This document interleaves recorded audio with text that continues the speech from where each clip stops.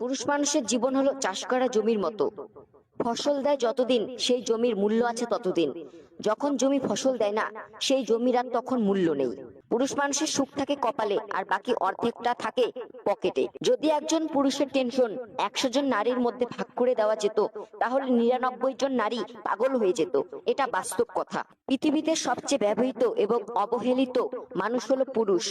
একটা মেয়ে কিশোরী থেকে নারী হওয়ার পর তার মায়ের শাড়ি, গহনা এবং বাবার স্নেহ পায়, কিন্তু একটা ছেলে কিশোর থেকে পুরুষ হওয়া পর্যন্ত সে পায় বাবার ঋণ, পরিবারের দায়িত্ব এবং নির্ঘুম রাগ।